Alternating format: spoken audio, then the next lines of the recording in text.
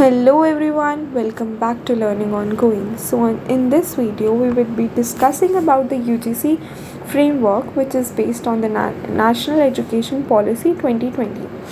So as we all know कि बहुत सारे मेजर चेंजेस आए हैं कि पहले हम 4 पेपर्स स्टडी करते थे and now we have to study 7 papers. हमें लगेगा कि ये बर्डन है बट एक्चुअली इट्स नॉट. अगर हम इस को अच्छे से समझ लें कि कौन से सब्जेक्ट्स पढ़ने हैं, which subjects should we choose and everything about it. So one of the major change which came कि पहले this graduation used to be of 3 years but now it's of 4 years.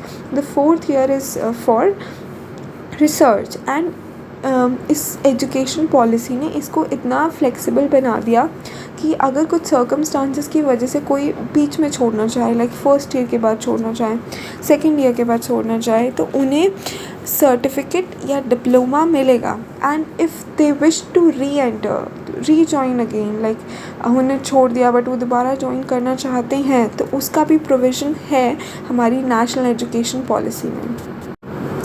तो इस वीडियो में मैं basically बताऊंगी कि कितने subjects हैं, कौन से सब्जेक्ट्स हम ले सकते हैं एंड कौन से पेपर्स हैं. सो सबसे पहले हम डिसिप्लिन स्पेसिफिक कोर्सेज़ की बात करेंगे. तो सबसे अच्छा स्कोर हमें इसमें करना पड़ता है बिकॉज इसी से हमारी semester wise marks CGPA calculate होती हैं. तो इसको हम 3 सब ग्रुप्स में डिवाइड करते हैं जो मेन सब्जेक्ट्स होता है, जैसे 1, 2 and 3. For example like I am doing history honours, तो हिस्ट्री के भी सब पार्ट्स होते हैं, ancient history, medieval history, modern history. तो ये सब ग्रुप्स में पढ़ाया जाता है. तो this is called the discipline specific courses, जिसमें हम उसी डिसिप्लिन के सब ग्रुप्स पढ़ेंगे. So the next one is journal elective. तो जर्नल इलेक्टिव एक मेजर रोल प्ले करता है. फॉर एग्ज़ाम्पल मान लो कि किसी को बिकॉज ऑफ दिस CUET बहुत सारे ऐसे बच्चे हैं जिनको उनका प्रेफर्ड कोर्स नहीं मिला एंड वो मास्टर्स में वो परस्यू करना चाहते हैं. फॉर एग्ज़ाम्पल किसी को पॉल साइंस ऑनर्स करना था बट उसे हिस्ट्री ऑनर्स मिल गया एंड लाइक उसे आगे जाके पॉलिटिकल साइंस पढ़ना है, तो वो अपनी GE में पॉलिटिकल साइंस ले सकता है. बट द थिंग इज़ हमें 4 साल तक GE में पॉल साइंस ही रखना पड़ेगा, तभी हम उसमें मास्टर्स करने के लिए एलिजिबल हो जाएंगे. एंड आज से 2 साल पहले तक सिर्फ यही 4 सब्जेक्ट्स थे, यही 4 सब्जेक्ट्स होते थे.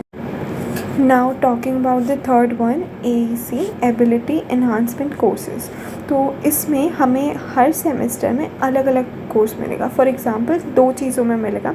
First is EVS environmental science and second is any Indian language.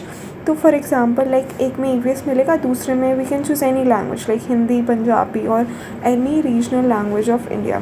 For example कोई हिंदी लेता है तो हिंदी में भी सब ग्रुप्स हैं लाइक ABC. A उस बच्चे के लिए जिसने क्लास 12 तक पढ़ी है, B उसके लिए जिसने 10 तक पढ़ी है और C उसके लिए जिसने 8 तक पढ़ी है. तो this is the third form of subject which is introduced by national education.